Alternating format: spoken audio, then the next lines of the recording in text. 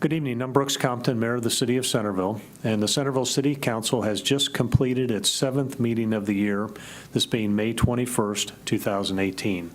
Our meeting was called to order about 7:35, and the invocation was given by Reverend Stephen Shum, the Associate Pastor at the Southminster Presbyterian Church. The Pledge of Allegiance to the flag was taken, and roll call. All council members were in attendance this evening. We took action on previous minutes from council meetings. Our council meetings are April 16, 2018, May 14, 2018, and our work sessions from April 16, 2018, May 7, 2018, and May 14, 2018. There were no communications this evening, and we are fortunate tonight to have from the Centerville Police Department, Chief Matt Brown and Lieutenant Joe Levine presented awards to individuals, one individual, a private citizen, Corey Davis, who received the City of Centerville Citizen Life-Saving Award when she came across a person on South 48 in front of Revere Village who had collapsed, and she was able to administer CPR until Officer Ed Skinner arrived, and he continued with life-saving procedures, the AED, and then also Officer Tracy Summers came by, and they all assisted in saving this individual's life by providing life-saving CPR and breathing help to this individual until the Washington Township Fire Department was able to take this person to the hospital, where the person did survive. So tonight, the life-saving awards were given to Corey Davis as the Citizen Life-Saving Award. Officer Ed Skinner received the Officer Life-Saving Award, as did Officer Tracy Summers. As we talked about this evening, again, we are extremely grateful to our Centerville Police Department, and Matt Brown as our chief, and then also Joe Levine were present to make those awards this evening. Officer Falpo Luafo then was awarded the Employee of the Year, or the Calumet Employee of the Year, which is given by the Centerville Police Department in coordination with the Centerville Noon Optimist, and we were pleased to recognize Officer Luafo this evening, who was recognized as just being a great police officer for the city of Centerville. After that, Americana Festival, Duke Lunsford, who's the executive director of the Americana Festival, was here this evening to talk a little bit about the Americana Festival, which is now a two-day event. It's going to be July 3 and July 4. July 3 will kick off with the Grand Marshal Dinner at Benham's Grove.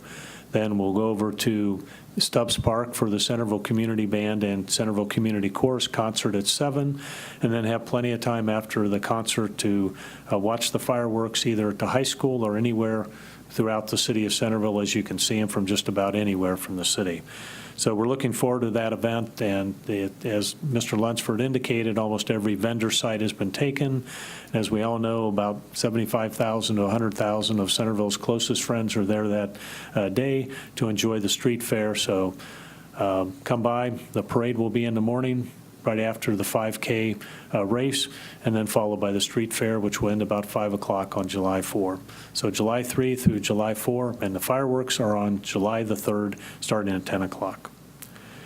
And tonight we had a very interesting presentation by Tom Hutt, who is from the Public Health Dayton-Montgomery County Office on mosquito prevention or mosquito presentation, talking about some of the risk associated during the summer with the fact that there are a lot of mosquitoes that come out during the spring and the summer, and some of the viruses that are associated with them, West Nile, and also the Zika virus, and some of the prevention steps that are taken by the county, and what you can do as an individual to reduce the chance that you'll have mosquito-borne illnesses around your home or in your neighborhood, and particularly with making sure that you're not allowing water to accumulate either in discarded materials, whether that might be glasses of water, something that sit there for a period of time, or tires, or any sort of material like a bird bath that might have water that accumulates in it. You want to make sure that you tip those things over to make sure that the larvae can't develop in any of those standing water, because that's what mosquitoes really need to breed, is standing water. So Mr. Hutt talked about that, and then talked about some of the fogging programs that Montgomery County institutes throughout the area to assist in keeping the mosquito population down.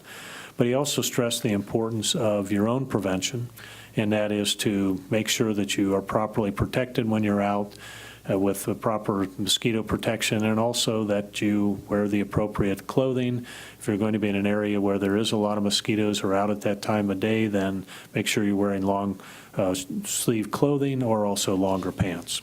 But a very interesting presentation, and Julia Gorley and her husband Tom were here and talked a little bit about it and had an opportunity to talk with the council during our break, and we appreciate Julia bringing that to our attention.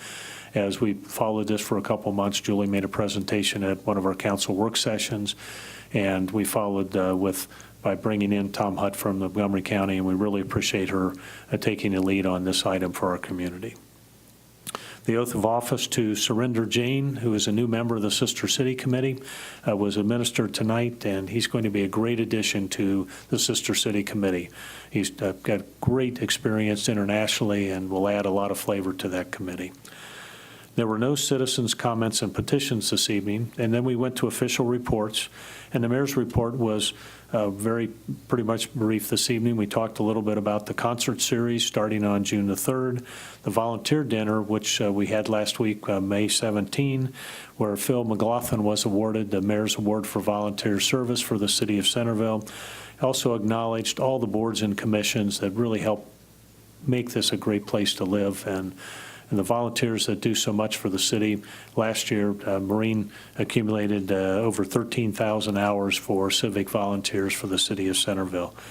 We talked about the 50th anniversary for the city of Centerville and all the activities that are going on. The mayor's business breakfast, which took place on May 16 at Yankee Trace, very well attended. And the Relay for Life, which took place this past Saturday, May 19, and also about the future Centerville Dragons game on June the 10th this summer. So if you have a chance to participate, we'd love to see you down at the Dragons game. The city manager's report was brief, talked a little bit about what's some of the items before council that will be discussed.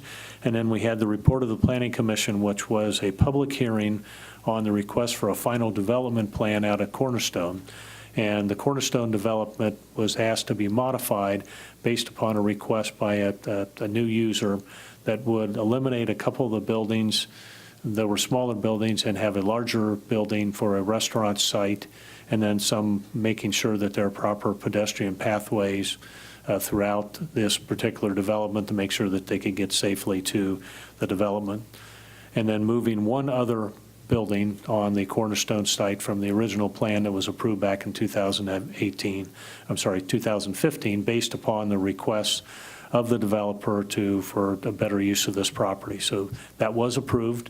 The recommendation came from the Planning Commission at 5-2. It was approved by council unanimously this evening. Mr. Sayre recused himself, so the vote was 6-0, approving the final development plan for Cornerstone Phase 3. We had the consent agenda. All items on the consent agenda were approved this evening. And then we went to the old business, and we had an ordinance that was presented to us by staff, ordinance under new chapter 1048, which addressed small cell facilities and wireless support structures in the city. And this is an item that has come before us through action that the state legislature took in the dark of night before the budget was approved in 2016, and this legislation came before us, was appealed by the cities throughout the state of Ohio as being legislation which was unacceptable to the cities. Ultimately, the court ruled that the legislation for the small cells was found to be unlawful and was not able to go forward. So an agreement was ultimately reached through the Ohio Municipal League, cities throughout the state, and the wireless carriers, ultimately which led to legislation passed by the House and signed by the governor. And now each of the cities and municipalities throughout the state are required to pass or need to pass legislation as to how those small cell towers will be implemented in the individual municipalities throughout the state.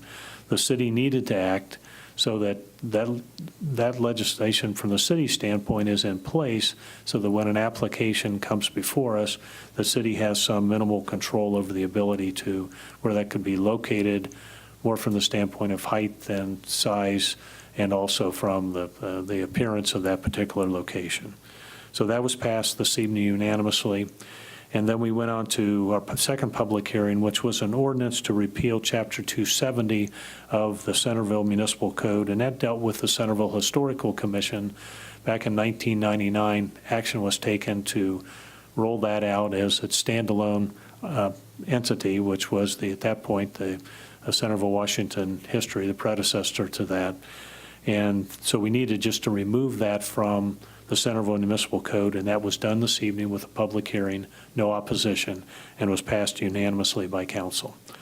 There was no new business before us this evening, and the meeting was adjourned at approximately 10 after 10.